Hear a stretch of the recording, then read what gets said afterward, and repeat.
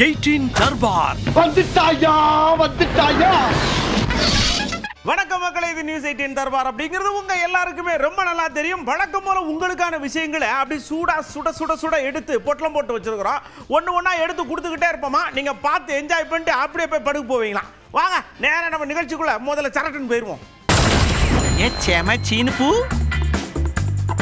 மக்களை இப்ப நாம செம சீனுமாக்குள்ள போறோம். அதாவது நாம நம்ம பிள்ளைகளை படிக்க வைக்கிறோம் இல்லையா, நம்ம பிள்ளைகள் நமக்காக கஷ்டப்பட்டு அப்படியே படித்து ஒரு இடத்துக்கு போகும்போது ஆனந்த கண்ணீர் அளவரிய அளவில் ஓடிக்கிட்டே இருக்கும். இது உள்ளூரில் இல்லைங்க, வெளிநாட்டில் இருந்தாலும் இது நடக்கும். ஒரு அப்பா வெளிநாட்டில் கொத்தனார் வேலைக்கு போயிருக்காங்க.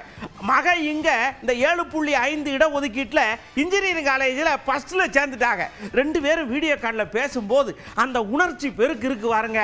மற்ற பிள்ளைகளுக்கும் படிக்கணுங்கிற ஆவலை தூண்டுதில்லை.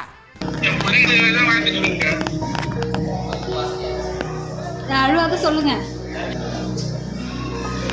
அழுவாதீங்க.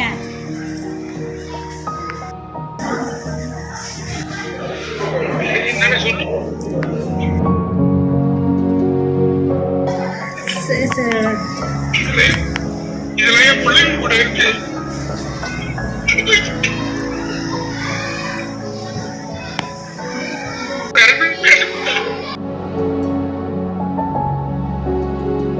அடுத்து பாருங்க, அங்க நடனமாடி சந்தோஷப்படுத்துற ஒரு விஷயம்னா இங்க வேற மாதிரியான ஒரு நிகழ்ச்சியான விஷயம். சென்னையில இப்படிதான் ஒரு நலத்திட்ட உதவிகள் வழங்குற விழா இருந்திருக்கு. நம்ம திருச்சி சிவா ஐயா இருக்காங்க இல்லையா, அவியே இருந்திருக்காங்க. அங்க ஒரு அம்மா வந்திருக்கிறாங்க. வந்து நலத்திட்ட உதவி வாங்கிட்டு படக்குன்னு காலில் விழுந்துட்டாங்க.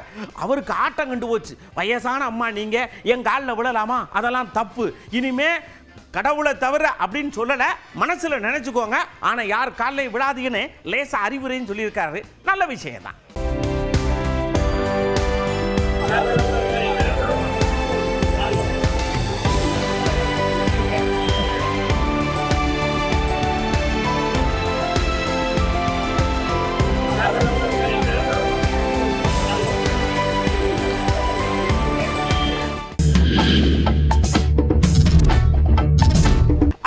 சொர்க்கத்துக்குள்ள போற மக்களே, இப்ப என்னடான்னா ஏப்ரல் மாசமா மே மாசமான்னு தெரிய மாட்டேங்கி, வெயில்னா கொளுத்துன்னு கொளுத்துது, அடிச்சா அனல் காத்து அப்படியே உள்ளுக்குள்ளலாம் வேகுது.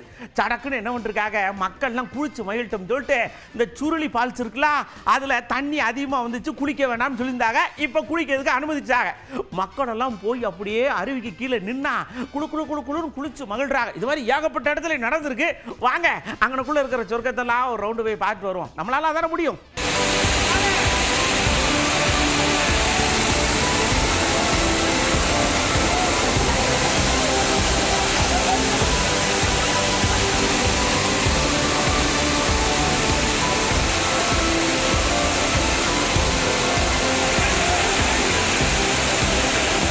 அடுத்து சொர்க்கம் எப்படி இருக்குன்னு தெரியுமா? நாம எல்லாம் ஒரு இடத்துல ஒண்ணு கூடி குமரிச்சம் போட்டோம்னா சொர்க்கம் அங்க சரசரன்னு இருக்குங்க. இப்படி தாங்க திருச்சி பக்கத்துல முசிறியில மீன்பிடி திருவிழா வச்சிருக்கிறாங்க. மனுஷவங்க கையில கிடைச்ச வலை, கொசு வலை, சீலை, வேட்டின்னு எல்லாத்தையும் போட்டு போய் அள்ளி அரைச்சு போட்டா மீன் துள்ளுது. சொர்க்கமும் அங்க டை வெடிக்குது பாருங்க.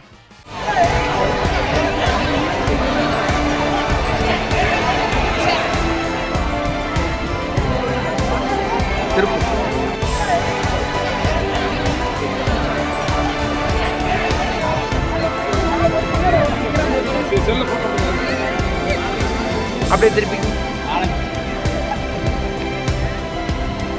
இயற்கையா இருக்கிற விஷயத்துல சொர்க்கத்தை பார்க்கறது என்னமோ வாஸ்தவம் தாங்க. ஆனா நாமளே ஒரு விஷயத்தை செயல்படுத்தி அதுல ஒரு சொர்க்கத்தை பார்த்தோம்னா ரொம்ப சந்தோஷமா இருக்கும்ல. இப்படித்தான் முத்துப்பேட்டைன்னு ஒரு இடத்துல இந்த அலையாத்தி காடுகள்லாம் இருக்கு இல்லையா, அதை இந்த மீன் முள்ளு மாதிரியே வரிசையா வச்சிருக்காங்க. அது மேல இருந்து பார்த்தீங்கன்னா ஏதோ மீன் குப்பரை கொட்டி படுத்துக்கிறதுக்கு மாதிரியே இருக்கான். போறவங்க ஊரா அதுக்குள்ள போய் சந்தோஷப்படுதாங்க. நீங்களும் முடிஞ்சா ஒரு வட்டம் போய் சொர்க்கத்தை எல்லாம் அளந்து பார்த்து வந்துருங்க.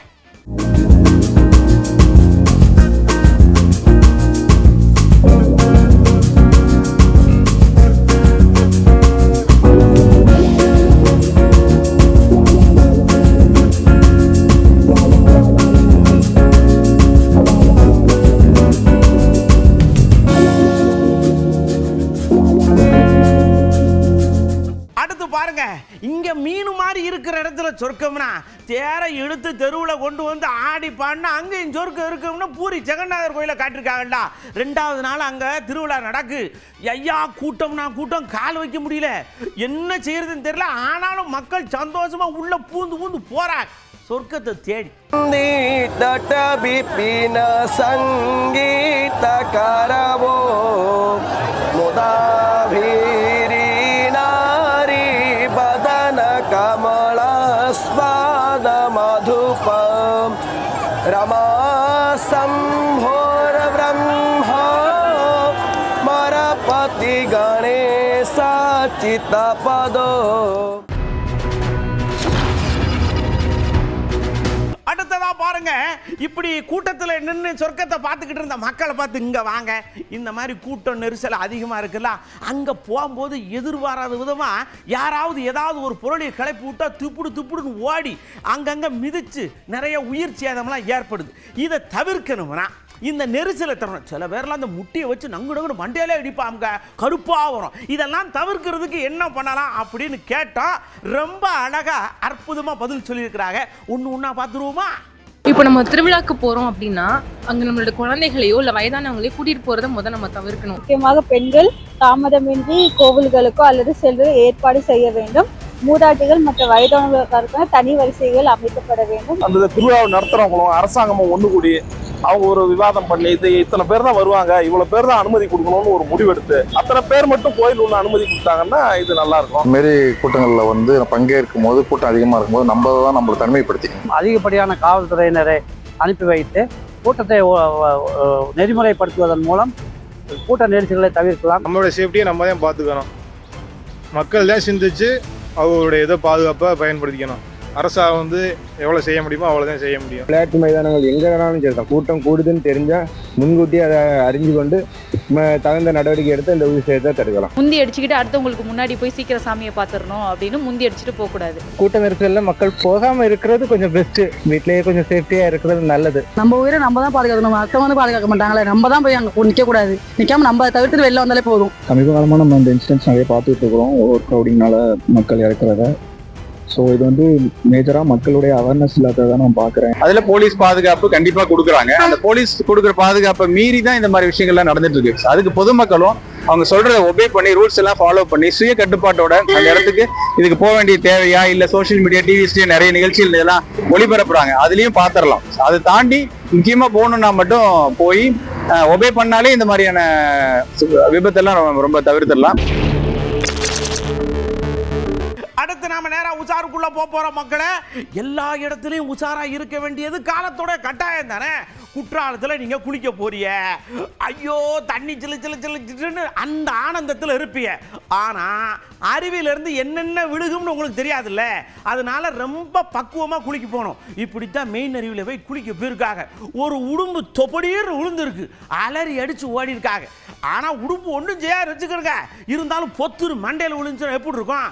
அதனால முன்னெச்சரிக்கையா பார்த்து போங்க. என்ன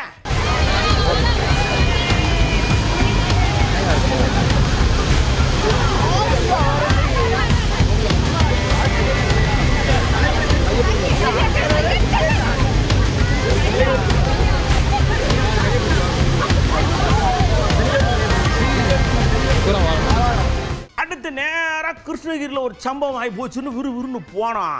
அங்கே வாருங்க, ஒரு பெரியவர் இறந்து போயிட்டாரு. என்னன்னு கேட்டால் ஒரு பையன் டிராக்டர் எடுத்து அவர் மேலே மோதிருக்கான். அந்த பையனுக்கு 17 வயசு தான் ஆகுதான். ஐயா 17 வயசுக்கு, அதாவது 20 வயசுக்கு கீழே பைக்கே கொடுக்காதுன்னு சொன்னால் டிராக்டரை கையில் கொடுத்துருக்கீங்களே, இது நியாயமா?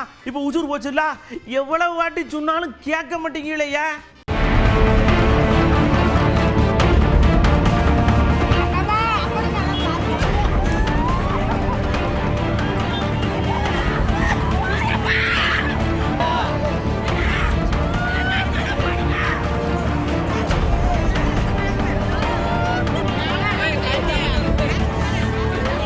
இப்படி 17 வயசு, அதாவது வயதே வரலைனாலும் நாங்கள் வண்டியை கொடுப்போம்னு அடம்பிடிக்கிறவங்களுக்கு மத்தியில் வேகத்தை கட்டுப்படுத்துங்கன்னு சொன்னாலும் கேட்கறது இல்லை. கேரளாவில் இப்படி தான் மின் வாரியத்துக்கு சொந்தமான ஒரு வண்டி சர்ன்னு மின்சாரம் போல் போயிருக்கும் போல் இருக்கு. எதுக்கு வந்தவர்கிட்ட மோதி அவரும் அவுட் ஆகிட்டார். தயவு செஞ்சு வேகம் விவேகம் அல்ல, கொஞ்சம் பார்த்து பத்திரமா வண்டி ஓட்டுங்க. ஏன்னா ஒரு உசுறு உங்களால் போச்சுன்னா திருப்பி கொண்டு வர முடியுமா? யோசிக்கணும்.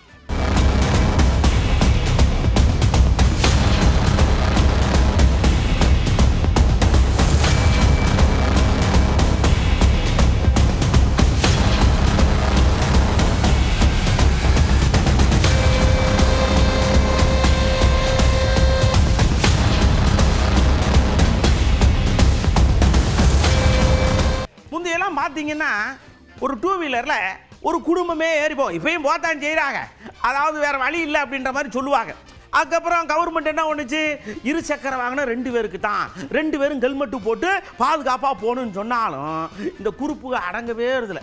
ஊபியில் இப்படி தான் பாருங்கள், ஒரு லவ்வர்ஸ் போட்டிருக்கு, அந்தவன் வண்டி ஓட்டிக்கிட்டு இருக்கான். அந்த புள்ள பெட்ரோல் டேங்க் மேலே ஏறி இப்படி அவன் எதுக்கு பக்கமாக உட்காந்துருக்கு.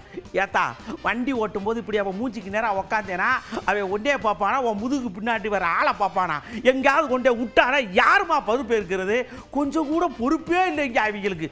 முதல்ல லைசன்ஸை கட் பண்ணணும் இவங்களுக்கு.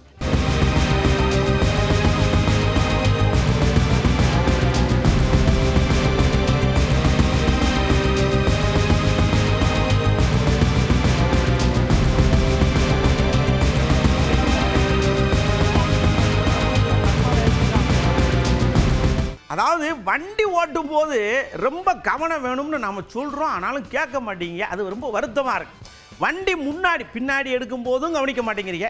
சரி, முன்னாடி பார்க் பண்ண வரீங்க, என்ன இருக்குது, கல் இருக்கா, கட்டை இருக்கா, குழி இருக்கா, குழந்தை இருக்கா, ஒன்றுமே தெரிய மாட்டேங்குது. இப்படி தான் பாருங்கள், ஒருத்தர் வண்டி எடுத்து உள்ளே வந்திருக்கார் பார்க் பண்ணுறது. அந்த வீட்டில் இருந்து குழந்தை அப்பா வந்துருச்சு ஒழுக்கன்னு சொல்லிட்டு சர்ன்னு வேமா வந்துருக்கு. அதை கூட கவனிக்கலை. அந்த புள்ள கார் கட்டியில் மாட்டிக்குது. நல்ல வேலை உயிர் சேதம் இல்லை.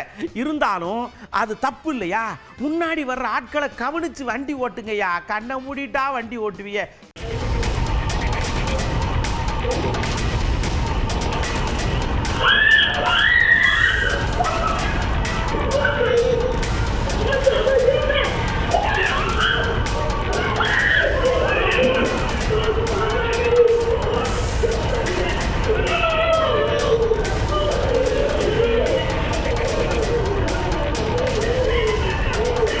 இப்போ கேரளாவில் பார்த்தீங்கன்னா அப்படியே பருவமழை சோன்னு பெய்தா, அங்கங்கே வெள்ளம் வருதா, பாலத்து மேலெல்லாம் தண்ணி ஓதா. ஆனாலும் நம்ம ஆளுங்க வண்டி ஓட்டுறதுல குறையே வைக்கிறதில்ல. தண்ணி வந்து எங்களுக்கு என்ன, நாங்காட்டு போகலன்னு சர்ன்னு போக வேண்டியது. இப்படி தான் பாருங்க, ஒரு சீப்பு மாட்டிக்கிருச்சு. மழை பெய்கிற நேரத்தில் இந்த டயருக்கும் ரோட்டுக்கும் இடையில ஒரு ஃப்ரிக்ஷன் இருக்குல்ல, அது இருக்கவே இருக்காது, வலிக்கிட்டே போகும். தயவு செஞ்சு தண்ணியில் விளையாடாதியே, இயற்கையோடு விளையாடாதியே. அதுவும் மலைப்பாங்கான இடங்களில் இப்படியா விளையாடுறது? மாட்டிக்கிட்டீங்கன்னா அப்புறம் எந்திக்க முடியாது.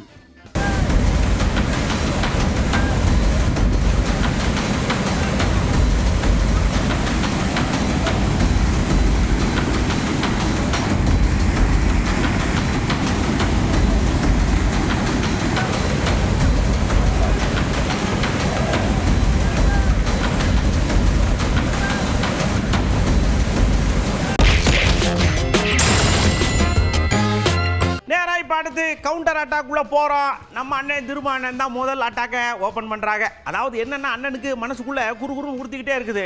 நீங்கள் உங்கள் தலைமையில் கூட்டணியா இல்லை பாசக தலைமையில் கூட்டணியா, அதாவது அதிமுக தலைமையில் கூட்டணியா பாசக தலைமையில் கூட்டணியாங்கிறத தயவு செஞ்சு எடப்பாடி அண்ணன் விளக்கிட்டா ரொம்ப நல்லா இருக்கும் அப்படின்னு ஆசைப்படுதாரு. யாராவது விளக்கிருங்க. அதிமுகவும் பாஜகவும் இணைந்து கூட்டணி அமைந்ததாக அமித்ஷா மட்டுமே தொடர்ந்து சொல்லிக் கொண்டிருக்கிறார். இந்த கூட்டணியை தேசிய ஜனநாயக கூட்டணி என்றும் சொல்லிக் கொண்டிருக்கிறார். கூட்டணி ஆட்சி அமைக்கப் போகிறோம் என்றும் சொல்லுகிறார். இதற்கெல்லாம் அதிமுக தலைவர்கள், குறிப்பாக மதிப்பிற்குரிய முன்னாள் முதலமைச்சர் பழனிசாமி அவர்கள்தான் இது குறித்த விளக்கத்தை அல்லது தெளிவை மக்களுக்கு ஏற்படுத்த வேண்டும். அந்த பொதுத் தேர்தலை முன்னிட்டு உருவாகி இருக்கிற இந்த கூட்டணியை தலைமை வகித்து வழிநடத்துவது திரு எடப்பாடி பழனிசாமி அவர்களா அல்லது திரு அமித்ஷா அவர்களா என்கிற கேள்வியும் எழுதுகிறது. அடுத்தது பாருங்க, ஒரு ஐயாவுக்கு பயங்கர டவுட்ல கன்ஃபார்ம் அப்படின்ற மாதிரி சொல்றார். என்னன்னா, செல்வ பெருந்தகையும் நம்ம ராமதாஸ் ஐயாவும் சந்திச்சாகல்ல, நட்பு ரீதியில் சந்திச்சதா சொல்லிக்கிட்டாலும் இதில் ஏதோ ஒரு உள்கூத்து இருக்கு. அரசியல் இல்லாமலாம் சந்திக்க மாட்டாங்க, எனக்கு நல்லா தெரியும்னு அடிச்சு சொல்றாரு நம்ம நயினார் நாகேந்திரன் அண்ணாச்சி. இருக்குமோ? போய் செல்வ பெருந்தகவை பார்த்திருக்காரு, பாட்டாளி மக்கள் கட்சி நிறுவன தலைவர் போய் பார்த்திருக்காரு. இதுல அரசியல் இல்லைங்காரு. ஒருவேளை சொல்லித்தான் அவர் போய் பார்க்கிறாரு. அவங்க கூட்டணி எழுப்பதற்கான முயற்சின்னு பாக்குறீங்களா? அதாவது மதிப்புக்குரிய செல்வ பெருந்தகை, மதிப்புக்குரிய முதலமைச்சர் ஸ்டாலின் அவர்கள் சொல்லி போய் பார்த்தாரா, அவர் தனிப்பட்ட முறையில் போய் பார்த்தாரா என்பது யூகத்தின் அடிப்படையில் நம்ம அரசியல் இல்லாம ஒரு அரசியல் கட்சி தலைவர் போய் பார்க்க, அரசியல் இல்லாமல் பார்க்க வேண்டிய அவசியம் இல்லை. அரசியல் இல்லை என்று சொன்னாலும் பிற்காலத்தில் அது ஒரு அரசியலாக வரும், வராமல் இருக்கலாம். நம்ம நயினார் நாகேந்திரன் அண்ணாச்சி டவுட்டை கொடுக்கும்போது நம்ம பாமகவுடைய கௌரவ தலைவர் கே மணி ஐயா இருக்கார்லா, அவர் ஒரு விஷயத்தை ஆணித்தரமாக எல்லாருக்கும் எடுத்து வைக்கிறார். இங்கே பாருங்க, கூட்டணியை சின்ன ஐயாவும் பெரிய ஐயாவும் சேர்ந்து உக்காந்து பேசி தான் சொல்லுவாங்க, அதுதான் கூட்டணி. அதுக்கு முன்னாடி யார் வேணாலும் வரலாம், யார் வேணாலும் பார்க்கலாம், ஆனால் அது கூட்டணிக்கான பேச்சுவார்த்தையே கிடையாது, போங்கய்யா அப்படின்னு சடக்குன்னு சொல்லிவிட்டார்லாம். கூட்டணி பேசுறது இப்போ பேசுறதில்ல. கூட்டணி பேசுறதுன்னு சொன்னால் எங்கள் மருத்துவரையாவும் சென்னையா மருத்துவர் அன்புமணியும் சேர்ந்து முடிவெடுத்து அதுக்கு பிறகு பேசுகிறது தான் கூட்டணி. இப்போ யார் வேணாலும் யாரையும் சந்திக்கலாம். இது ஒரு மரியாதை நிமித்தமாக சந்திக்கிறது அல்லது ஒரு ஆர்வத்தோடு சந்திக்கிறது, இருக்கிற குழப்பமான சூழ்நிலையில் சந்திக்கலான்னு தவிர இது கூட்டணி சந்திப்புன்னு சொல்ல முடியாது. எல்லாரும் இப்படி இந்த அரசியலை நோக்கி போயிட்டு இருக்கும்போது நம்ம அன்னை செந்தமிழர் அண்ணன் இருக்கார்லா, அவர் வேற ஒரு அரசியல் அப்படியே திருப்புறார். என்னன்னா, இப்போ இந்த போதைப் பொருள் பயன்படுத்தியது தொடர்பாக நடிகர் ஸ்ரீகாந்தையும் கிருஷ்ணாவையும் கைது பண்ணாங்கல்ல, அவங்க 2 பேரும் அப்பாவிங்க, அவங்களுக்கு ஒன்றும் தெரியாது, ஆனால் வித்தவர் அதிமுக காரலா, அதனால இந்த விஷயம் பூதாகரமாக எல்லாரும் சேர்த்து கொண்டு போகிறாங்க, இது ரொம்ப தப்புங்க அப்படின்னு கொஞ்சம் பேசியிருக்காரு व्यसனப்பட்டு. நீங்கள் ஸ்ரீகாந்தும் கிருஷ்ணாவும் தான் போதைப் பொருளை விற்றாங்களா? 2 பேரை தவிர யாரும் பயன்படுத்தலையா? இந்தியா முழுமைக்கு இருக்கு இந்த போதைப் பொருள் கலாச்சாரம், கொக்கைன் அதெல்லாம். ஸ்ரீகாந்தும் கிருஷ்ணாவும் தான் குற்றவாளிகளா? அப்பாவிகள். பல 2 பேரும் கைது பண்ணதுனால நீங்கள் இப்போ பேச வர்றீங்க இல்லையா? நான் வித்துட்டு தான் நின்றுருப்பான். அதை இந்த ஸ்ரீகாந்துக்கு வித்தவன் ஒரு அதிமுக காரன்னா அதை திருப்புறீங்க. அப்போ திமுக காரங்களுக்கு இந்த போதைப் பொருள் விற்பனைக்கு எந்த சம்பந்தமும் இல்லை.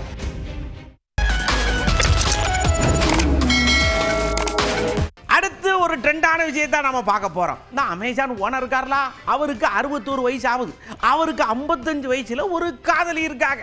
அவங்க 2 பேரும் சேர்ந்து நம்ம ஏன் கல்யாணம் பண்ணி அப்படியே குதூகலமா இருக்க கூடாதுன்னு 2 பேரும் இணைஞ்சிருக்காங்க. இப்போ அதுவும் ட்ரெண்டா இருக்குது.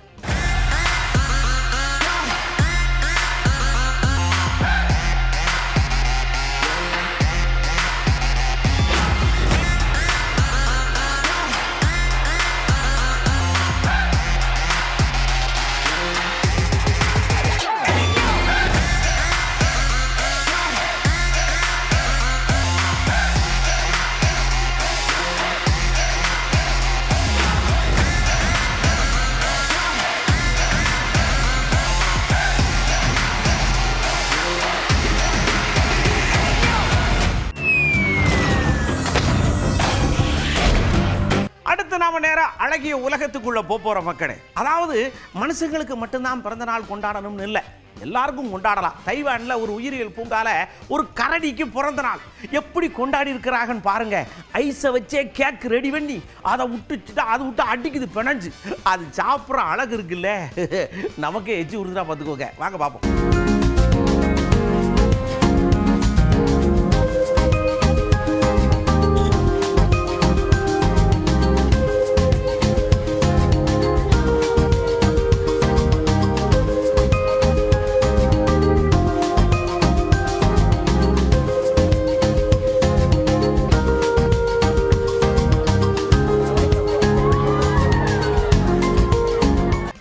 லண்டனு, பாரிஸு, அப்புறம் பிரான்ஸ், இந்த மாதிரி வெளிநாடுகளில் என்ன செய்வாங்கன்னா, ஏதாவது ஒரு விழிப்புணர்வுனா அதை பிரம்மாண்டமாக கொண்டாடுறதே வழக்கமாக வச்சுருக்காங்க. இப்படி தான் லண்டனில் வாருங்க, இந்த காலநிலை சம்பந்தப்பட்ட விழிப்புணர்வு நிகழ்ச்சி ஒன்று நடத்திருக்கிறாங்க.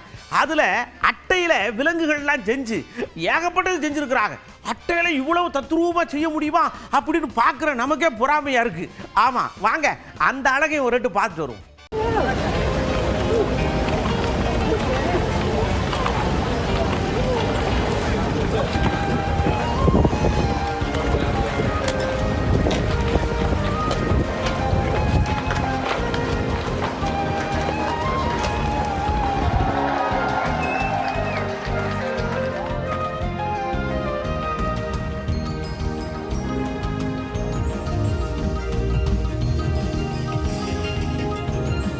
சரி, தர்பாரில் இது வரைக்கும் நீங்கள் பார்த்த எல்லா விஷயங்களும் உங்களுக்கு பிடிச்சிருக்கும் நம்புகிறேன். கண்டிப்பாக அடுத்த தர்பாரில் இதை விட இன்னும் சிறப்பான விஷயங்களை கொண்டு வருவதும் நம்புங்க. ஆனால் ஒரே ஒரு விஷயத்தை தயவு செஞ்சு கேளுங்க.